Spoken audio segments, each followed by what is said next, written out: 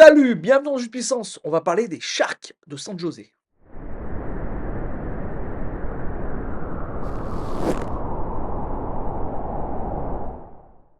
Les Sharks de San José qui ont fini la saison dernière bon dernier de la ligue, ce qui leur a permis d'être premiers lors de la draft 2024 et ils ont récupéré un jeune joueur très prometteur, McLean Celebrini, ce qui fait que, on va sûrement voir jouer ce joueur qui a été drafté numéro un et qui va être l'avenir de cette équipe des Sharks de San José.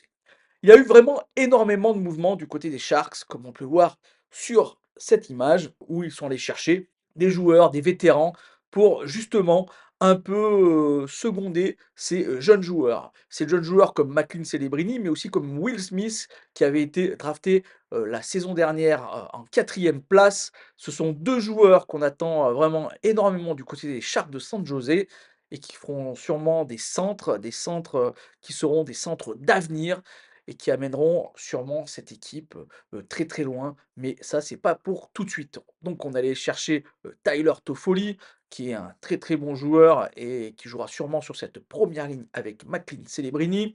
On allait chercher, Alex Wennberg pour, un centre de troisième trio. On a récupéré un contrat un peu compliqué avec Barclay Goodrow et on allait chercher un jeune joueur, Tite Landrea, des Stars de Dallas. Très bon choix à mon avis.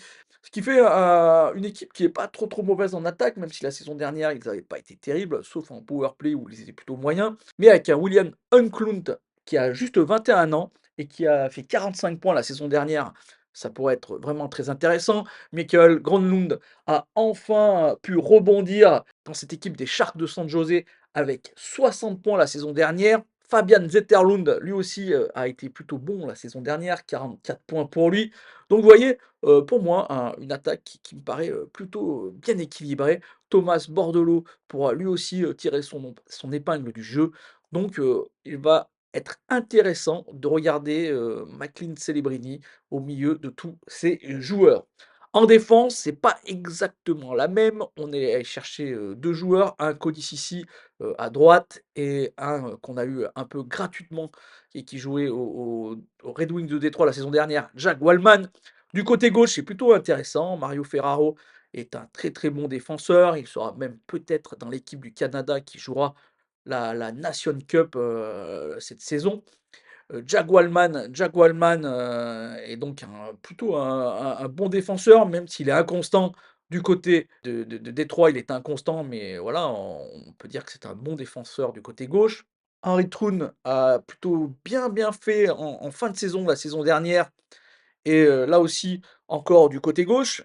C'est du côté droit où ça pêche, hein. Cody Ceci, ils sont allés le chercher du côté des Edmonton Oilers. Cody Ceci, à mon avis, ce n'est pas vraiment un joueur, dont on peut espérer, grand-chose, je vous le dis franchement. Offensivement, ça va à peu près, mais défensivement, c'est une catastrophe. Jan Rutta fait son job tranquillement de défenseur défensif, mais on ne peut pas lui en demander non plus, trop. Et Marc-Édouard, Blazic est, vraiment, sur le déclin et il lui reste encore, 2 années de contrat, je crois et je pense qu'ensuite ça sera fini pour, Marc-Édouard Blazic du côté des Sharks de San José. On va regarder les gardiens. Les gardiens, c'est pas vraiment normalement ces 2 gardiens qui devraient jouer. Mackenzie Blackwood a plutôt bien performé la saison dernière, du côté des Sharks, malgré le fait que la défense était catastrophique devant lui. Mais il a quand même pris énormément de buts, hein, il faut le dire, hein. Ils sont quand même arrivés derniers, les Sharks de San José et on aura Vitek Vanacek qui pourrait être le gardien numéro 2, qui sera là aussi pour se relancer, hein. J'ai l'impression que les Sharks de San José sont là pour relancer les gardiens qui ont un peu failli du côté des Devils du New Jersey. Mais il faudra surtout faire attention que, cette place, de 2e gardien et même peut-être de 1er gardien ne soit pas pris par Yaroslav Askarov, le jeune gardien qui joue la saison dernière du côté des Predators de Nashville est parti des Predators parce qu'il voulait une place de gardien numéro un et il va, à mon avis, se battre tout le long de la saison pour aller récupérer justement cette place. Donc il faudra faire très attention, à Yaroslav Askarov, lors, de cette saison. Mes prédictions pour cette équipe, les Sharks de San José sont une équipe en reconstruction. Je trouve que le directeur général Mac Greer a fait, du très, très bon boulot. Ils ont tanké, de folie pour récupérer ce 1er choix de draft et ils ont récupéré, Celebrini, ce qui était vraiment, ce qu'ont cherché la saison dernière, certaines équipes pour récupérer ce joueur. Ils ont Will Smith qui sera lui aussi un très, très bon centre, mais il reste encore jeune. Beaucoup de fin de contrat, en fin de saison, donc à mon avis, si les Sharks de San José ne sont pas, dans une position de se qualifier, il y aura énormément d'échanges. C'est pas encore l'année où, ils vont vraiment performer, hein. Il va falloir attendre encore, 2-3, peut-être 4 ans, pour cette équipe, mais ils ont tous les atouts dans leurs mains pour, que dans, 4-5 ans, ce soit une des équipes phares de la NHL. Donc on va regarder quand même avec attention Will Smith et Celebrini.